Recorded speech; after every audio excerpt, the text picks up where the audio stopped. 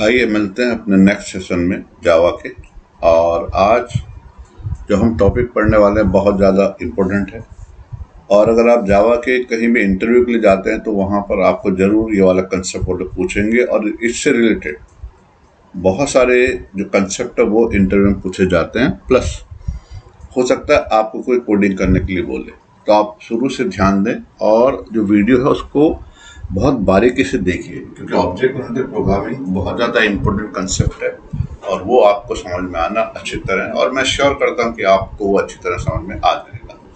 तो देखिए, object oriented programming क्या है और क्यों उसको इन्वेंट किया, पहले उसके बारे में थोड़ा सा डिस्कस करते हैं।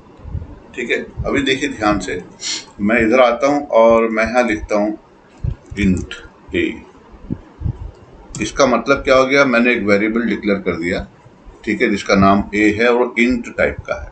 फिर मैं लिखता हूँ स्ट्रिंग नेम।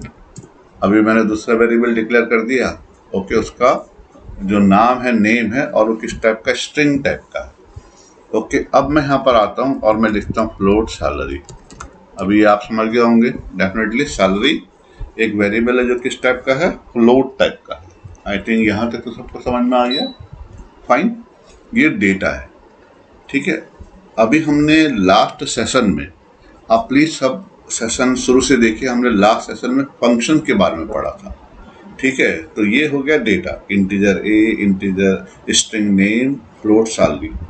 नाउ अभी कोई भी जो एप्लीकेशन डेवलप होता है, ठीक है, देखिए ध्यान से देखिए, कोई भी जो एप्लीकेशन डेवलप होता है, इट ऑलवेज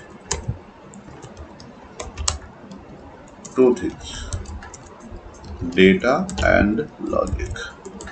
इसको ध्यान से समझना आप, ठीक है। कोई भी जो एप्लीकेशन डेवलप होता है उसमें दो चीज रहती है, एक रहेगा डेटा और एक रहेगा लॉजिक। तो डेटा का मतलब क्या है, सपोज एक बैंक का हम लोग एग्जांपल ले लेते हैं, ठीक है। अगर हम कोई बैंकिंग एप्लीकेशन डेवलपमेंट कर रहे हैं तो उसमें एक तो अकाउंट नंबर रहेगा, ओके, जो मोस्टली इंटीजर टाइप का रहेगा, ठीक है। दूसरा क्या रहेगा, नेम रहेगा जो स्ट्रिंग टाइप का रहेगा, और सपोज फिर हमारे पास फ्लोट रहेगा जो बैलेंस रहेगा, ठीक है। यहाँ तक देखिए ध्यान से, ठीक है। हम एक बैंक के एप्लीकेशन की बात कर रहे हैं और मैंने आपको क्या बोला कि उसमें डेटा क्या रहेगा, अकाउंट नंबर रहेगा, नेम रहेगा और बैलेंस फ्लोट रहेगा। अभी इसमें फंक्शनलिटी क्या होगी, तो फंक्शनलिटी का मतलब है लॉजिक। फाइन, तो लेट अस से मैंने लिखा void, okay, create account. Fine, देखिए ध्यान से, फिर मैंने लिखा वॉइड डिपॉजिट, ठीक है। अब देखिए, तो अभी ये जो डेटा है, ठीक है, ये जो डेटा है और ये जो है ये लॉजिक है, ठीक है। ये लॉजिक इस डेटा के ऊपर काम करने वाला है। परफेक्ट, जो भी अकाउंट नंबर रहेगा, नेम रहेगा, ओके, बैलेंस रहेगा, उसमें ये फंक्शन काम करने वाला है, क्रिएट और डिपॉजिट। यहाँ तक सबको समझ में आ गया, बराबर है। अगर आप ये देखेंगे जो डेटा है, ठीक है, वो क्या क्या है, अकाउंट नंबर है, नेम है, फ्लोट है, उनका डेटा टाइप अलग अलग है, ठीक है। इंटीजर, अकाउंट नंबर इंटीजर है, नेम स्ट्रिंग है और बैलेंस जो है वो फ्लोट है। तो सबसे पहले हमको उसको एक सिंगल यूनिट करके कहीं पर स्टोर करना है, ठीक है। उसको हमको क्या करना है, एक सिंगल यूनिट करके स्टोर करना है। तो सबसे पहले हमें ऐसा कोई फीचर चाहिए जहां पर हम डिफरेंट टाइप के डेटा को, ओके, डिफरेंट टाइप के डेटा को, ओके, एक एंटिटी में बंद करके रख सके, ठीक है। तो अभी मैं थोड़ा सा नीचे आता हूँ, ठीक है। लेट अस से दैट, यहाँ पर देखिए ध्यान से, यहाँ मैं पहुंच गया हूँ, ठीक है। मैंने क्या बोला, अकाउंट नंबर, स्ट्रिंग नेम और फ्लोट बैलेंस। अभी मैं यहाँ पर आ जाता हूँ और ये इसका मतलब क्या है कि we have different type of data and we need to store this into single unit। पहले आप इसको देखो, हमारे पास डिफरेंट डिफरेंट टाइप का डेटा है, लेकिन हम चाहते हैं कि वो सिंगल यूनिट के अंदर स्टोर हो जाए, ठीक है। And logic, and the logic also must be stored in the same unit. देखिए मैंने क्या लिखा, ठीक है। तो हमें क्या चाहिए, एक ऐसा तरीका चाहिए जहां पर हम लोग डिफरेंट डेटा टाइप को एक यूनिट के अंदर रख सकें, और वो जो लॉजिक है, जो लॉजिक उसमें काम कर रहा है, वो लॉजिक को भी हम उसमें स्टोर कर सकें। तो ये हम कैसे कर सकते हैं, इसका मतलब है हमें एक ऐसा फीचर चाहिए, ओके, हमें एक ऐसे फैसिलिटी चाहिए जहां पर हम डेटा को और वो डेटा के साथ में जो लॉजिक है उसको भी एक सिंगल यूनिट में स्टोर कर सके। तो जो डेवलपर कम्युनिटी है, जब भी कोई रिक्वायरमेंट रहता है मार्केट में, तो डिस्कस करते हैं, फिर वो रिसर्च करते हैं और नया टॉपिक मार्केट में लेकर के आ जाते हैं। तो अभी रिक्वायरमेंट क्या है, हमें एक ऐसे यूनिट की ज़रूरत है जहाँ पर डेटा और उस पर जो लॉजिक काम करने वाला है उसको हम एक सिंगल यूनिट में स्टोर कर सकें। आई थिंक यहाँ तक सबको समझ में आ गया। फाइन। तो अभी यहाँ पर देखिए, मैं थोड़ा सा नीचे आता हूँ और यहाँ मैं लिखता हूँ क्लास। तो क्लास क्या है, okay, it is unit where we can place our data and logic into same place. तो देखिए मैंने क्या लिखा है, ध्यान से देखिए मैंने क्या लिखा, क्लास। तो क्लास क्या है, it is a unit where we can place our data and logic into the same place. I think यहाँ तक सबको समझ में आ गया, ओके। एंड अभी यहाँ पर एक चीज आपने सुनी रहेगी कहीं ना कहीं, ऑब्जेक्ट। सो ऑब्जेक्ट है क्या, it is an instance of a class. अभी इंस्टेंस का मतलब क्या है, इसको भी समझते हैं। तो क्लास क्या है, जहां पर डेटा भी रहेगा और लॉजिक भी रहेगा। और ऑब्जेक्ट क्या है, इंस्टेंस है, किसका, क्लास का। तो इसका मतलब है जैसे we all are parents of our, we all are instance of our parent, the same way object it is an instance of a class. तो इसका मतलब क्या है, okay, whatever is there in the class an object will have it। पहले आराम से देखो मैंने क्या लिखा, ऑब्जेक्ट क्या है, it is an instance of a class and whatever is there in the class an object will have it. Okay, अभी सपोज मेरे पास एक क्लास है बैंक, ओके, ये इसका बॉडी है, ठीक है। आराम से देखिए, यहाँ पर मैं अभी लिख देता हूँ, ओके। मैंने आपको क्या बोला था कि integer account number, string name, और string not string, alright. And फिर यहाँ पर लिख देते हैं हम लोग फ्लोट बैलेंस, ठीक है। यहाँ तक हो गया। अभी इसके अंदर लिख देता हूँ वॉइड क्रिएट, और ये फंक्शन है, ये मैं अभी प्रैक्टिकली करके दिखाता हूँ, पहले आप यहाँ पर समझिए, डिपॉजिट, ठीक है। तो अब आप इसको पहले ध्यान से देखिए, हमारे पास एक क्लास है बैंक, उसके अंदर ये डेटा है, अकाउंट नंबर, नेम और बैलेंस, और यहाँ पे ये मैंने क्लास बंद कर दी, और उसके अंदर दो फंक्शन है, क्रिएट है और डिपॉजिट है। उसके अंदर हम क्या करने वाले हैं वो हम बाद में डिस्कस करते हैं, ठीक है। अब देखो ध्यान से, ठीक है, बैंक का, अब मैं यहाँ पर आता हूँ, मैं ऐसे लिखता हूँ बैंक ओ न्यू बैंक। अभी इसका मतलब क्या है, देखिए ध्यान से देखिए, जो ये ओ है ये एक ऑब्जेक्ट है, किसका, बैंक का। तो बैंक में अभी क्या क्या है, कोई बताएगा, 3 डेटा है, अकाउंट नंबर है, नेम है, बैलेंस है, और 2 फंक्शन है। इसका मतलब जो ओ है, आई मीन एक मिनट में इसका नाम चेंज कर देता हूँ, O1 कर देता हूँ। इसका मतलब O1 के अंदर क्या क्या आएगा, अकाउंट नंबर भी आएगा, नेम भी आएगा, फ्लोट बैलेंस भी आएगा, और क्रिएट और डिपॉजिट फंक्शन भी आएंगे। हो सकता है हमें और भी जरूरत पड़ जाए तो हम लोग यहाँ आते हैं, ओके, इसका एक और ऑब्जेक्ट बना देते हैं। फाइन, देखो अभी मैंने इसको कर दिया ऑब्जेक्ट 2। इसका मतलब है जो ऑब्जेक्ट 2 है उसमें भी अकाउंट नंबर रहेगा, नेम रहेगा, बैलेंस रहेगा, क्रिएट फंक्शन रहेगा, डिपॉजिट फंक्शन रहेगा। तो मैंने आपको क्या बोला था कि क्लास क्या है, it is a unit where we can place our data and logic into same place, ठीक है। और ऑब्जेक्ट क्या है, it is an instance of a class, whatever is there in the class an object will have it. इसका मतलब क्या होता है कि जो कुछ भी उस क्लास में रहेगा वो सब कुछ किस में आ जाएगा, ऑब्जेक्ट में आ जाएगा। इसका मतलब है अगर मैंने अभी यहाँ पर O1 बनाया तो उसमें सब कुछ आ गया होगा जो इसमें है। तो क्या क्या है, अकाउंट नंबर है, नेम है, बैलेंस है, क्रेडिट है, डिपॉजिट है। ऐसे ही जितने भी हम ऑब्जेक्ट बनाएंगे बैंक क्लास के, उसके अंदर ये सब कुछ आ जाएगा। आई थिंक यहाँ तक सबको अच्छी तरह समझ में आ गया। तो क्लास क्या है, एक यूनिट है जहाँ पर हम डेटा और डेटा में जो लॉजिक काम करने वाला उसको रख देते हैं और उसके बाद में फिर हम ऑब्जेक्ट बनाते हैं और ऑब्जेक्ट बनाने के बाद में उस ऑब्जेक्ट में सब कुछ आ जाएगा जो क्लास के अंदर। फाइन। तो अभी हम लोग क्या करते हैं, देखिए मैं अपने इक्लिप्स में आ जाता हूँ, अपने एडिटर पे। ये है, ये पुराना प्रोग्राम मैं अभी सब डिलीट कर देता हूँ। ऑलराइट, तो हम शुरू से करेंगे ताकि आपको अच्छी तरह समझ में आ जाए। ओके, ये हमारा मेन आ गया, देखो ठीक है। ये यहाँ से चालू हुआ और ये बंद हो गया और ये हम सेव कर देते हैं। फाइन। ऑलराइट, देखो कोई प्रॉब्लम नहीं है ना। अब हम क्या करते हैं, कहाँ पर हम लोग क्लास लिखेंगे, कहाँ पर ये लिखेंगे। तो अभी मैं बेसिक समझा रहा हूँ। मैं इसी के ऊपर आता हूँ यहाँ पर और यहाँ मैं लिखता हूँ क्लास एम्प्लॉय। देखिए, इसका मतलब है हमारे पास एक क्लास है, ओके, जिसका नाम एम्प्लॉय है और उसका बॉडी देखिए कहाँ से चालू हो रहा है, यहाँ से क्लास का बॉडी चालू हो रहा है और यहाँ पर बंद हो गया। अब मैं इसके अंदर आता हूँ, यहाँ पर मैं लिखता हूँ अकाउंट नंबर, नहीं मैं लिखता हूँ ID और स्ट्रिंग नेम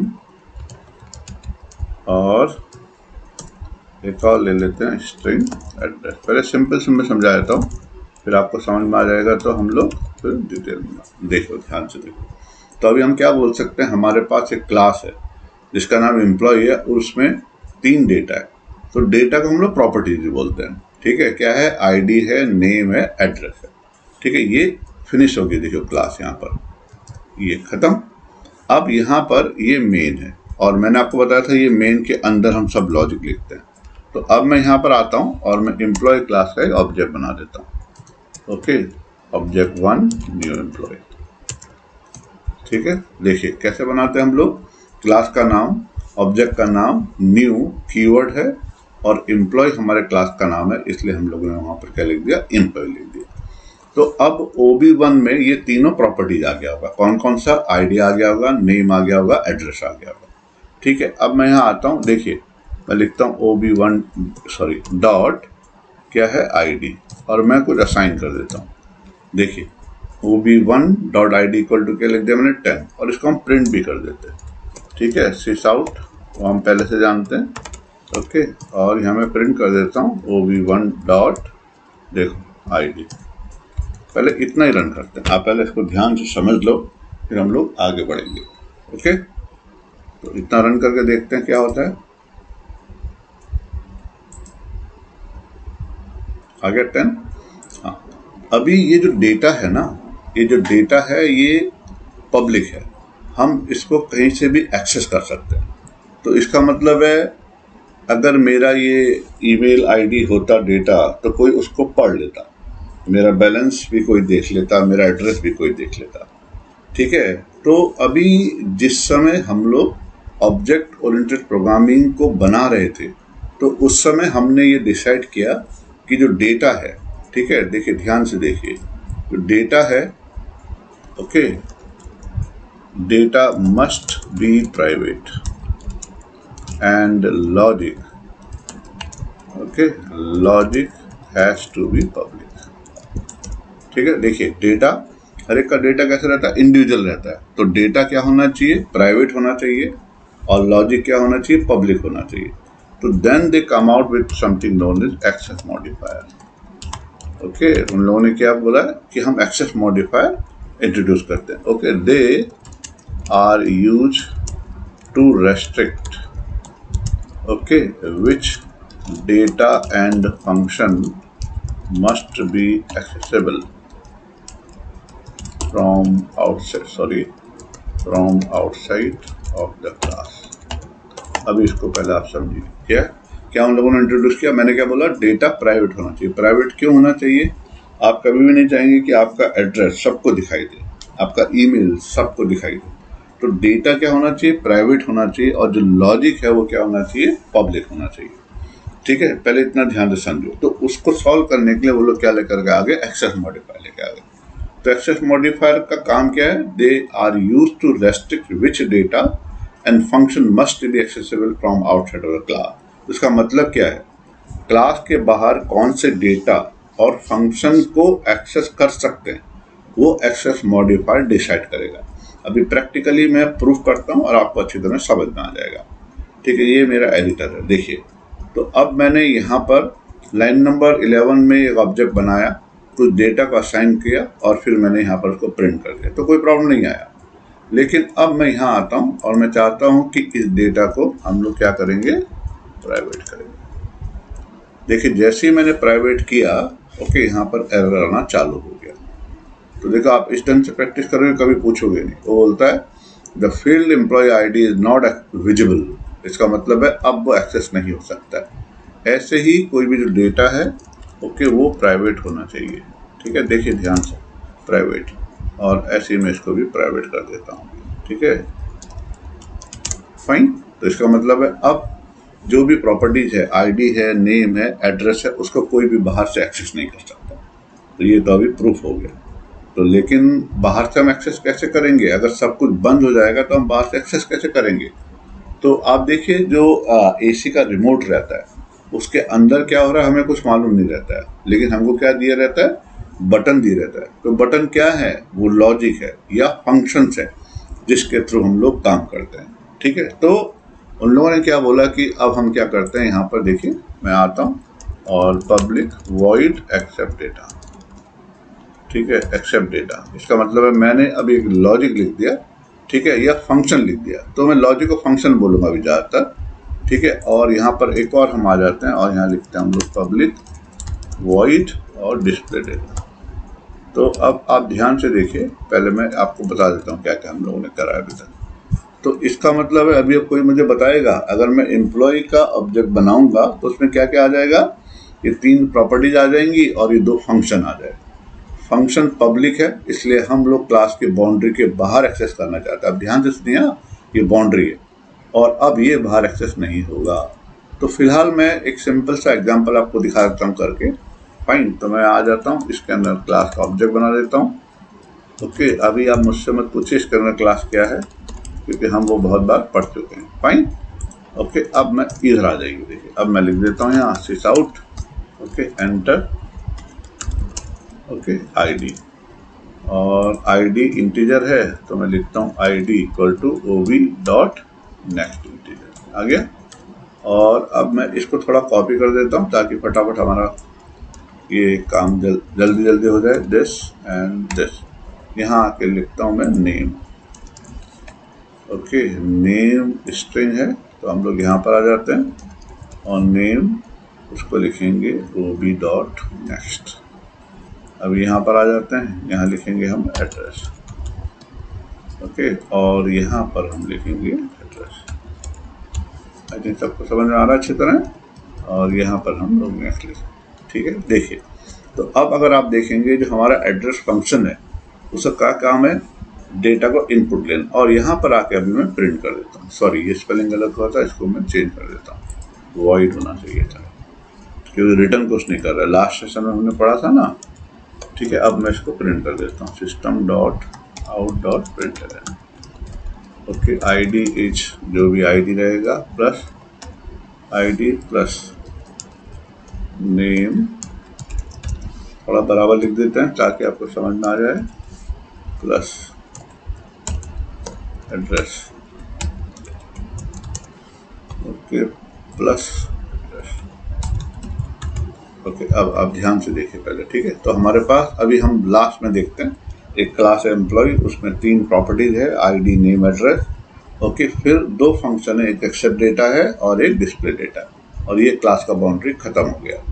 अब हम यहाँ पर आ जाते हैं, देखिए ध्यान से देखिए, ओके। अब हम क्या करते हैं, OB1 dot accept data, okay, OB1 dot display data. पहले इतना ही करके देखते हैं, आपको समझ में आ जाएगा, फिर और इसके बारे में हम डिस्कस करते हैं। तो अभी देखो आ गया, मैंने डाला 10, मैंने डाला सुरेश, मैंने डाला थाने, ओह सॉरी ये मिस्टेक हुआ है, और थोड़ा सा सिंटैक्स गलत हुआ है, एक बार चेक करते हैं, और सेमीकोलन लगाना भूल गया मैं, माय बैड। फिर दोबारा रन कर देते हैं, ठीक है। ID दिस, सुरेश, एड्रेस थाने, आ गया। देखो आराम से देखिए, मैं आपको पूरा दिखा देता हूँ अच्छी तरह। ओके, एड्रेस फाइन, इतना समझ में आ गया अब, ठीक है। देखो मैं दोबारा रन करता हूँ और एक बार और आपको दिखा देता हूँ, ठीक है। दिस हरीश मुंबई, आ गया, देखो। ऑलराइट, तो अभी यहाँ तक आपको समझ में आया। दोबारा जाता हूँ, ठीक है। तो अभी हमने कैसे लिखा था, हमने क्लास बनाई एम्प्लॉय, उसके अंदर 3 प्रॉपर्टीज थी, ID, नेम, एड्रेस, और 2 फंक्शन थे। Okay, create, accept data and display data. फिर मैंने एक ऑब्जेक्ट बनाया और ऑब्जेक्ट के थ्रू मैंने यहाँ से इसको एक्सेस कर लिया। आई थिंक यहाँ तक आपको समझ में आ गया होगा। अभी ये जो है, ठीक है, यहाँ पर देखो जो लिखा है, तो एक सबसे पहला फीचर मैं आपको समझा देता हूँ, एनकैप्सुलेशन क्या है। The process of combining, the data and logic into single unit is known as encapsulation। ठीक है, देखिए मैंने क्या लिखा है, एक बहुत इंपॉर्टेंट फीचर है किसका, ऑब्जेक्ट ओरिएंटेड प्रोग्रामिंग का।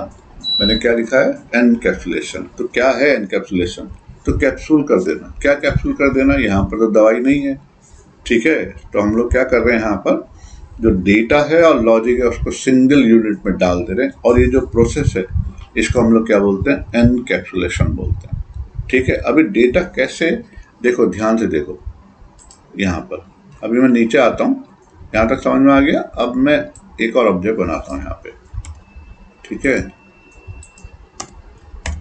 और इसको अभी नाम बदल देता हूँ, ऑब्जेक्ट 2, और ये ऑब्जेक्ट 2, और ये ऑब्जेक्ट 2, ठीक है। अब दोबारा रन करके देखते हैं, ठीक है। अभी आ गया पहला वाला ऑब्जेक्ट ले, मैंने डाला 10, मैंने डाला हरीश, मैंने डाला थाने। अभी दूसरा आ गया, देखो, ठीक है, 90, ओके, राज बेंगलोर, देखो आगे। तो ऐसे हम क्लास के कितने ऑब्जेक्ट बना सकते हैं, n नंबर, और जितने भी हम ऑब्जेक्ट बनाएंगे हर ऑब्जेक्ट में, ठीक है, वो सब कुछ रहेगा जो क्लास के अंदर है। लेकिन हम क्लास के बाहर क्या क्या एक्सेस कर सकते हैं, वो कौन डिसाइड करेगा, एक्सेस मॉडिफायर डिसाइड करेगा। यहाँ तो सब कुछ समझ में आ गया। अभी आप मुझे बताइए कि OB1 का जो डेटा है, क्या OB2 उसको एक्सेस कर सकता है, नहीं कर सकता है, ठीक है। तो जो रिस्पेक्टिव ऑब्जेक्ट है वो सिर्फ अपने, ध्यान से सुनिए, सिर्फ अपने डेटा को एक्सेस कर सकता है। दूसरा ऑब्जेक्ट कभी भी किसी भी दूसरे ऑब्जेक्ट को के डेटा को एक्सेस नहीं कर सकता है। लेकिन फंक्शन कॉमन, ये भी कॉमन है और ये भी कॉमन है, ठीक है। देखिए मैं आपको एग्जांपल देता हूँ सिंपल सा। अगर आप ध्यान से सुनिए, आप बैंक के ATM में जाते हो और जब आप अपना कार्ड डाल के पिन डालते हो, आपको आपका बैलेंस दिखाई देता है। ऐसे जब मैं जाता हूँ तो मैं अपना कार्ड डाल के पिन डालता हूँ, मेरे को, ध्यान से सुनिए, मेरे को अपना बैलेंस दिखाई देगा। क्या कभी ऐसा हो सकता है कि आपका बैलेंस मुझे दिखाई दे और मेरा बैलेंस आपको दिखाई दे? दिस इज हाईली इम्पॉसिबल, ठीक है। लेकिन जो फंक्शनलिटी है बैलेंस दिखाने के लिए, वो तो आपको भी कॉमन है और मुझे भी कॉमन है।